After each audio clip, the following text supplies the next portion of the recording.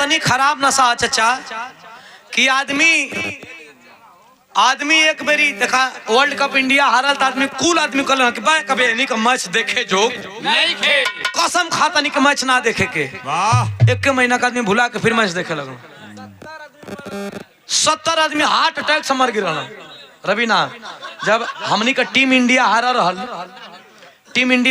तो हमहू कसम खैले कि अब सारण का मैच देखब उखब नहीं लेकिन मनवे ना मानेला देखा ई कहा आईपीएल छोड़ा वर्ल्ड कप वही वर्ल्ड कप का मैच होता रहे और वही वर्ल्ड कप में है लड़का का ब्याह है लड़का का है देखा है लड़का का वही वर्ल्ड कप का ब्याह है इंडिया या पाकिस्तान का जहिया मैच होत रहल इंडिया पाकिस्तान का जहिया मैच होत मनु भाई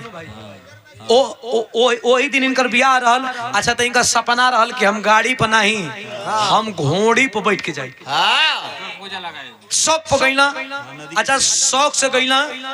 घोड़ी पर बैठ के दर पूजा लागे वाला बा आ लड़का मोबाइल में मैच देखत बाना सा आ संजोग से वही में विराट कोहली छक्का मार डाला तय घोड़ी पे बैठल बाना आ मोबाइल लड़का ले लेबा से जब छक्का मारला विराट कोहली तब ये तो घोड़ी पे बैठल बाना मैं लड़का मोबाइल में छक्का छक्का छक्का छक्का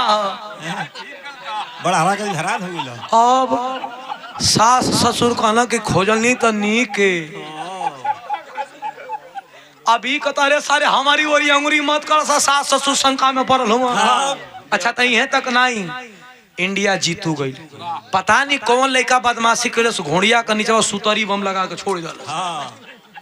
अब घोड़ी के नीचे सुतरी बम पावल पड़े तो घोड़ी अब डाक छोड़लस की अब 12 बजवन के डाक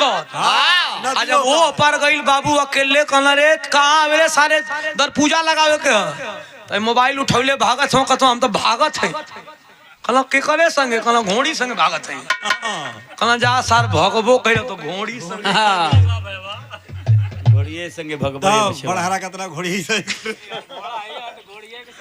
बड़ी सुंदर